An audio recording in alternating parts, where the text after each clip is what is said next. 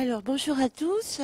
Donc je suis venue vous présenter un retour d'expérience sur la réalisation d'un intranet étudiant à l'université Paris-Dauphine avec savoir-faire Linux.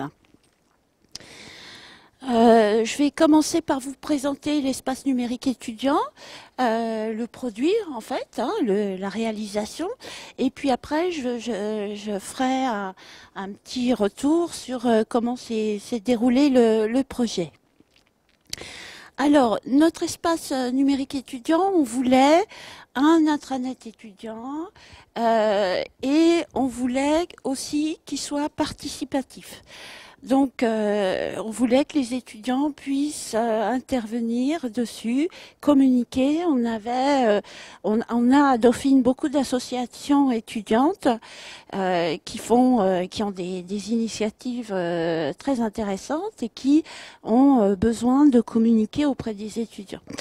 Donc, ce sont des informations pratiques, des nouvelles des associations. Alors, nous avons recruté, c'est un petit peu ça, on va dire, l'originalité, 3 étudiants qui sont community managers et qui travaillent auprès de 20 contributeurs, ce qui fait que notre intranet étudiant est enrichi au quotidien. On a beaucoup d'actu. On voulait, à ce titre, comme on voulait favoriser la participation, et bien, du coup, mettre en valeur les auteurs qui prennent la peine et qui osent poster une actualité sur MyDauphine. Donc, vous voyez un petite copie d'écran. Qu'est-ce que ça donne quand on poste une actualité sur MyDauphine? Alors, du point de vue de la contribution des étudiants, bah, finalement, ça marche plutôt bien.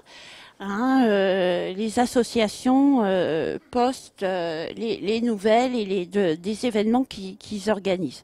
Donc ça, c'était vraiment notre volonté, c'était de fournir un média social, c'est-à-dire un moyen d'expression sociale sans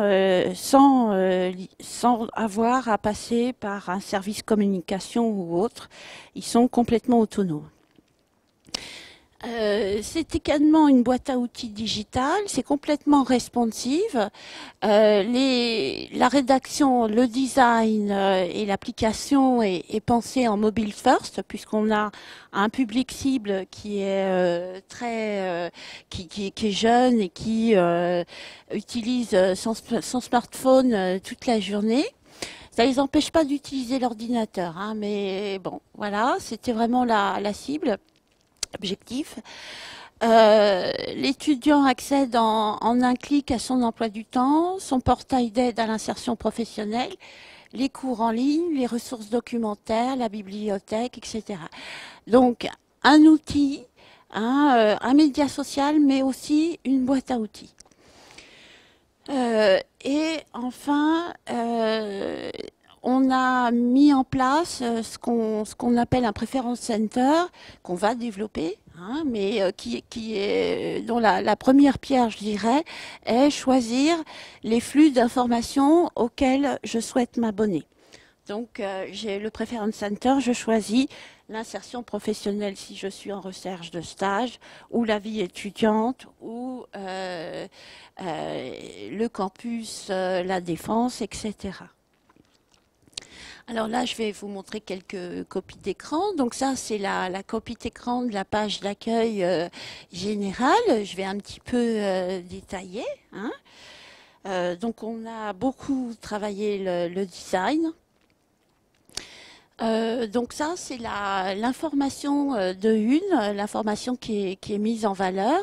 Là, aujourd'hui, enfin en ce moment, le Dauphine Jazz Festival, donc c'est un étudiant, l'association L'Oreille de Dauphine, qui a posté cette actualité.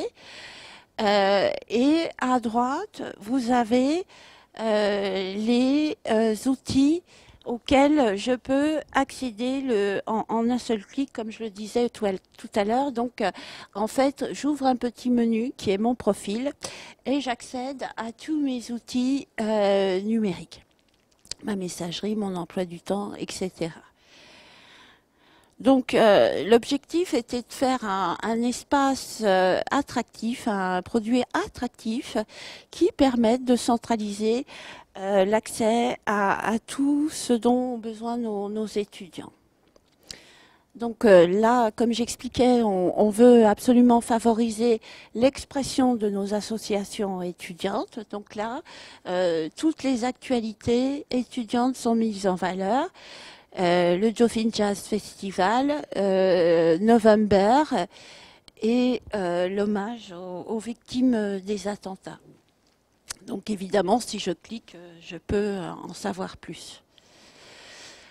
Alors, on a souhaité également que le MyDauphine soit un petit peu ludique et apporte des fonctionnalités des réseaux sociaux. C'est-à-dire que chaque actualité, chaque événement, je peux le recommander. Et là, vous avez un calcul, enfin un top 6 des articles les plus recommandés. Et donc on voit que les focus asso, les focus sur nos associations, hein, il y a un focus mensuel sur les associations, eh bien c'est les documents les plus recommandés. Alors on peut aussi aller voir les plus lus, hein, et puis également les plus récents. Les annonces des formations, bon là on a employé la technique des flux RSS, hein, pour que les sites, les départements de formation n'aient pas à reproduire, à recopier, par copier-coller les actus qu'ils postent sur leur site, mais qu'elles soient directement importées sur MyDauphine. Les événements, donc ça, et le pied de page pour aller naviguer dans le site et dans les sites afférents à MyDauphine. Donc ça, c'est la campagne de communication qu'il y a eu à l'ouverture de MyDauphine. On a eu des grands affichages, enfin une grande campagne d'affichage au moment du forum des associations, pour faire connaître le produit et nos community managers sont passés dans les stands pour faire connaître cet outil de communication, cet outil de promotion dans les stands.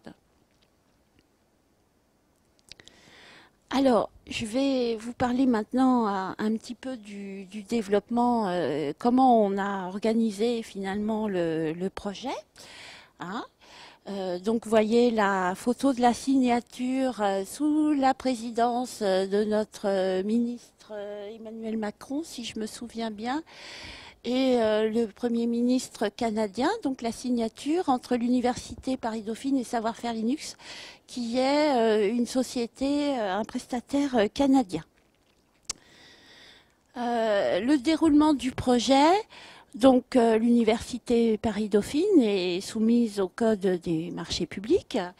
On avait un existant assez riche, c'est-à-dire on a 150 sites web sous Typo 3 avec le site web principal institutionnel www.dauphine.fr et un ENT avec ESUP. Donc l'ENT n'apportait plus autant de satisfaction qu'avant, donc on s'est mis à réfléchir sur comment le remplacer. Donc en 2014, on a fait l'analyse des besoins avec des entretiens, des ateliers, etc. En juin, on a choisi le CMS Drupal. En novembre, on a publié l'appel d'offres. On a eu 4 réponses et on a auditionné 2 prestataires en janvier pour finalement attribuer le marché à Savoir-faire Linux. Donc on a démarré les travaux très rapidement en février. Et MyDauphine a été ouvert selon le calendrier. On n'a pas eu de retard. En début septembre 2015. Hein, on avait une date, une deadline qui était forte puisque c'était la rentrée universitaire. Alors, on avait en outre l'objectif de réaliser un produit, hein, un intranet étudiant attractif et évolutif. On avait d'autres objectifs qui étaient à la fois des prérequis. Alors, vous voyez, c'est un peu antinomique, mais c'est comme ça. On s'est rendu compte, enfin moi en particulier, me suis rendu compte qu'il fallait urbaniser le SI communication. Je vais détailler un petit peu après tous ces points. Industrialiser notre solution web. Et il fallait aussi sans doute, enfin on en avait conscience, c'est acquérir des compétences en développement et administration du Drupal, puisqu'on avait des compétences en typo 3, mais pas avec Drupal, donc il fallait découvrir. Et aussi, on s'était dit qu'on en profiterait pour acquérir des bonnes pratiques, notamment en gestion de projet agile. Alors, dans notre DRSI, on est une trentaine. Hein. On a un pôle infrastructure, système et réseau. On a un pôle qui est plus orienté sur la gestion de parc et un pôle développement et SI métier. Donc moi je fais partie du pôle développement et SI métier et je suis en charge des services numériques. Alors, le SI communication, donc ça c'est vraiment une découverte, c'est un domaine qu'on n'a pas l'habitude de cartographier, de modéliser, mais pourtant enfin, je me suis rendu compte que c'était un vrai métier de gestion, qu'il y avait des opérations de gestion, donc par exemple les événementiels, la distribution d'objets, les relations de presse, les communications aux usagers, etc. Et qu'ils ont vraiment besoin, hein, les directions de com ont vraiment besoin d'outils de gestion et aussi d'outils de reporting. Donc on a commencé, c'est pas terminé, hein, à cartographier déjà les opérations fonctionnelles et apporter une cartographie applicative pour avoir une meilleure réponse, plus adaptée et plus évolutive aux processus liés. Alors, Savoir-faire Lisux nous a beaucoup aidé à faire évoluer notre façon de concevoir nos applications, en particulier sur l'analyse fine de la cible. Donc là, on s'est amusé avec la technique des personas, qui est quelque chose que je connaissais pas. Il s'agit de définir des personnages archétypaux, hein, ils sont fictifs pour vraiment prendre la mesure de notre cible. Donc là, je vous ai mis 3 personas, hein, des étudiants qui sont à Dauphine, des étudiants en échanges internationaux, etc. Donc ça c'est vraiment, ça a été une étape essentielle dans l'analyse de ce qu'on voulait faire. Alors, je vais parler un petit peu d'industrialisation de notre architecture technique. J'avoue que je ne suis pas spécialiste, mais on a déployé un ensemble d'outils comme un outil d'administration de plateforme Drupal comme Aegir.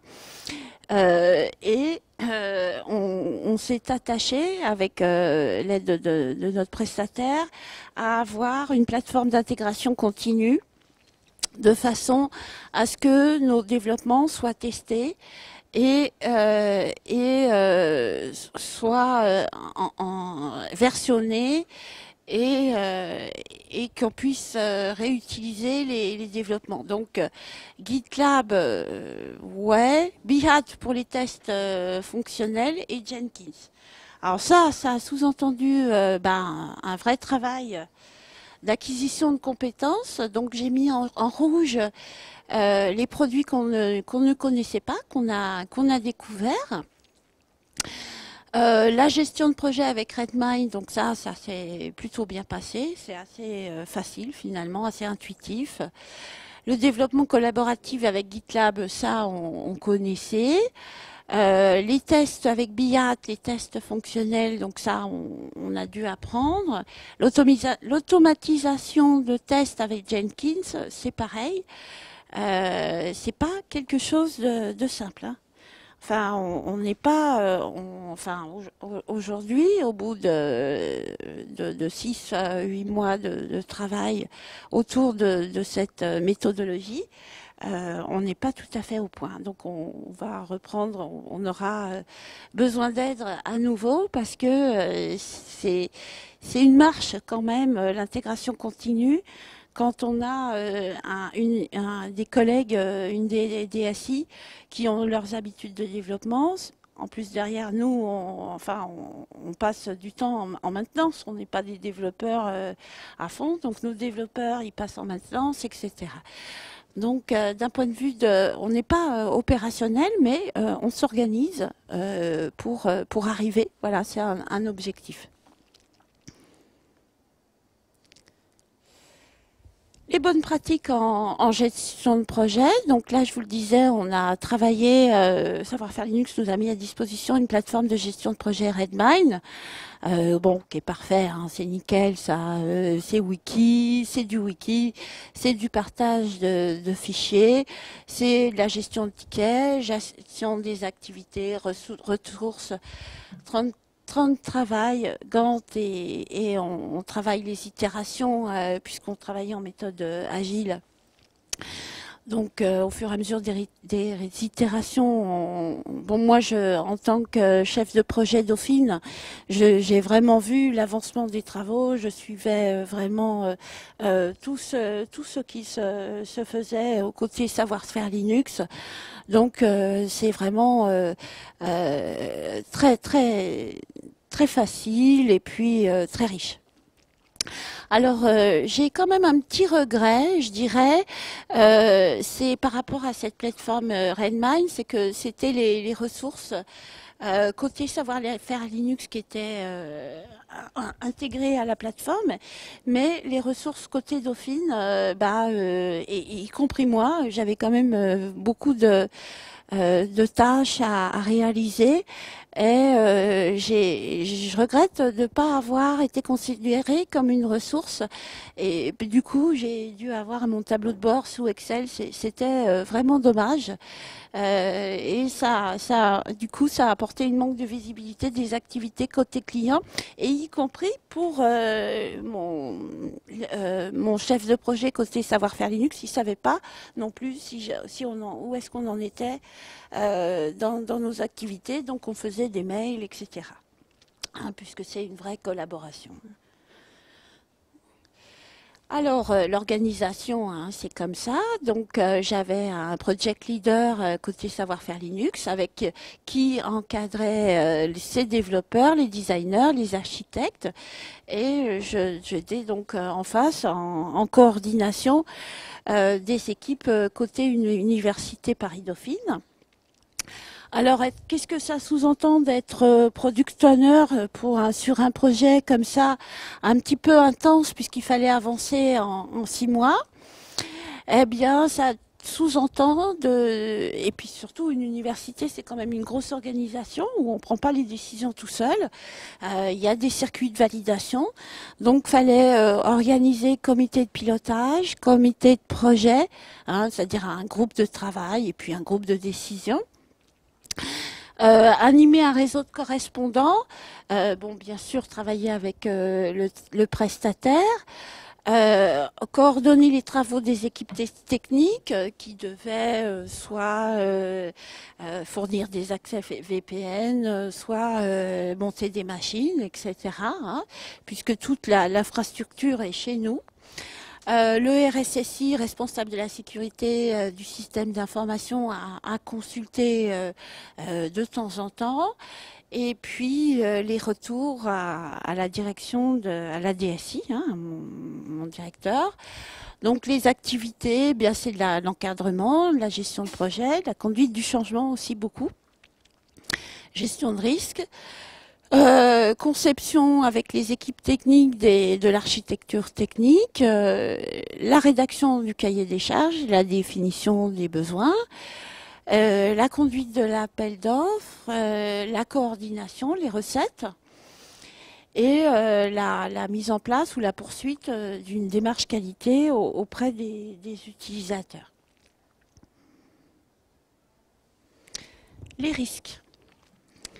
Alors là, j'ai mis la feuille de risque standard hein, dans un projet informatique. Hein, l'estimation de charge trop basse. Bon, nous, on a dû faire face essentiellement aux risques humains, c'est pour ça que je les ai mis en rouge, les absences de ressources, parce que même si le projet est relativement concentré sur 6 mois, bah, il y a eu des gens, on a eu la directrice de communication qui est partie, qui était très impliquée dans le projet. On a eu des départs, on a eu des arrivées. Donc voilà, donc il a fallu faire face à ces absences et ces remplacements. Le manque de communication, oui, donc ça, je dirais, c'est au chef de projet côté client de le gérer. Hein. On avait un mot d'ordre, nous, à l'université Paris-Dauphine, c'est que ce soit en groupe de travail ou en groupe décisionnel, on ne se dispute pas devant le prestataire, on s'arrange avant et on apporte les décisions qu'on a prises à notre prestataire et nos décisions sont claires et on n'y revient pas. Donc ça n'a l'air de rien, mais c'est essentiel pour pas perdre de temps. Alors les changements des besoins du client, alors je rappelle, hein, on est en méthode agile, donc on est censé pouvoir les absorber. Mais nous, enfin, comme je le disais un petit peu tout à l'heure quand je parlais des marchés publics, notre demande doit être quand même relativement précise et donc on ne doit pas trop en déborder. Hein. Donc c'est un petit peu antinomique, mais finalement, quand on est clair dans sa demande, en fait, on se sert de la méthode agile pour ajuster en fonction des évolutions, mais pas pour changer d'idée. Ça, c'est très clair. Hein. Alors, les clés de la réussite, parce que MyDauphine est une belle réussite. Hein, on a des très bons retours de nos étudiants qui aiment beaucoup le service, qui l'apprécient beaucoup. Je dirais, c'est vraiment un chef de projet, un interlocuteur unique de chaque côté. Hein, on se fait confiance et on se dit tout. C'est être très précis dans sa demande, encore une fois. D'abord dans le document de cadrage, ça permet d'avoir des bonnes réponses, hein, parce que quand on n'est pas précis dans le document de cadrage, dans l'appel d'offres, eh bien on obtient des réponses qui ne sont pas précises, et donc ça a des gros risques de dérive. Et ensuite dans les réunions et les comptes rendus de réunion, bien préparer l'analyse de besoin. On ne commence pas l'analyse de besoin quand on commence les travaux avec le prestataire, elle doit être vraiment très claire. Hein, et avoir un bon groupe de travail en pleine cohésion. Donc ça, moi j'avais commencé les travaux avec le groupe de travail 6 mois avant, avec des réunions mensuelles, et ça nous a permis d'être à 2 ou 3 petits soucis près, d'être en pleine cohésion hein, avec notre interlocuteur. Et évidemment, sinon, c'est une perte de temps, d'énergie et d'argent, et surtout un risque d'échec du projet.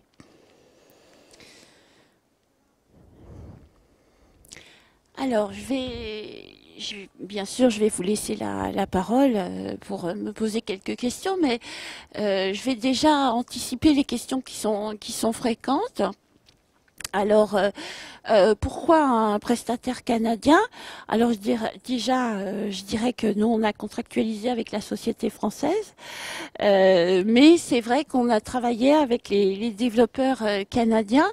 Donc, alors, la question qui vient tout de suite après, c'est comment on fait? On fait de la visio à 15 heures, hein, puisque à 9 heures, il est 9 heures là-bas au Canada. Donc, on fait des visios, on travaille en visio de façon hebdomadaire. Donc, aucune difficulté par rapport à ça. Qu'est-ce que ça nous a apporté? Je dirais, c'était vraiment quelque part, enfin, c'était pas voulu, mais on en a profité.